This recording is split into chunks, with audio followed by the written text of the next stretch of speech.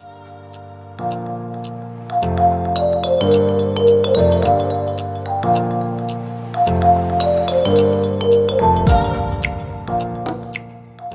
hello, school counselors and school counselors to be. Thank you guys so much for coming to my channel, The Inspiring School Counselor. And today, you guys, we're going to be getting into an inspiring question.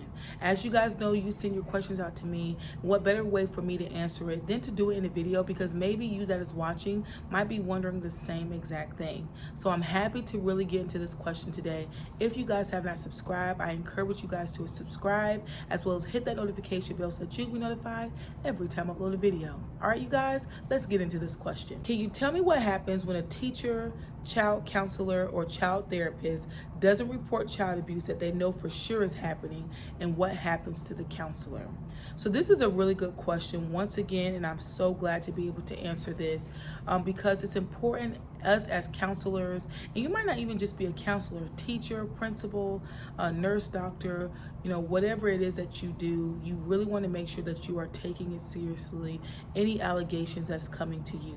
Even if you feel like the person that is telling you is not telling the truth, you want to make sure that you are covering yourself, protecting your position as well as your livelihood, and just following the protocols that's necessary in order for you to make sure that all of your grounds are covered. I have some really great information that I'm going to be putting down in the description below. It's going to be a link that you're going to be able to click on, and you're going to be able to find all this information I'm telling you guys today, because I want you guys to be able to read it and see it for yourself. And if you have to print it off or whatever you have to do, then that will be just really good to keep on the side, just so that you guys can keep in mind.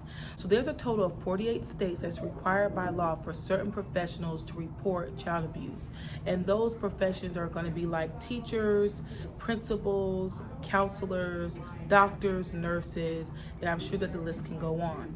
Now, the other 2 states is required for anybody that is suspecting, even if you're not working in those particular professions. No matter what it is that you do, you're required to report child abuse and neglect. Now, if it is that they suspect that child abuse is going on, and if they know for sure that it is going on, then they have to report that. Whether they report their suspicions by calling the hotline, or they go to their state agency to report it, it is so important for you to put that in. If a mandatory reporter suspects child abuse and does not report it, many states have the power to impose penalties on these individuals who knowingly or willfully fail to make a report. All right, so this is very serious, and you guys have to take this serious, because you are really putting your career at stake as well as your livelihood at stake. Okay, you can get in some serious trouble for this, especially if you are caught. I want to read on here. It says some states consider failing to report a felony, while most states consider it as a misdemeanor. Some states can prosecute the failure as a misdemeanor or a felony based on the seriousness of the alleged conduct and harm. Possible penalties include imprisonment and significant fines. Due to these possibilities, many professionals choose to report the slightest suspicions of the child maltreatment to avoid facing such significant consequences to their personal and professional lives. So there you guys have it. If it is that you suspected, or you know for sure that child abuse or neglect is taking place, you want to make sure that you are following the necessary protocols, and not only to protect the child, but also to protect yourself, and making sure that you're doing what you need to do so that you don't put your professional or personal lives at stake. Okay, so this is very serious. I actually do have a video that I have talked about my child abuse protocol checklist and everything that I do in order to report child abuse or neglect. You guys are definitely going to want to go and watch that. I'm going to put that link in the description down below, so you guys can go watch that after this video. All right, you guys, so this is the website I was telling you guys about. It's hg.org, legal resources, and I'm going to put this link in the description below so that you guys can go, you can click on it.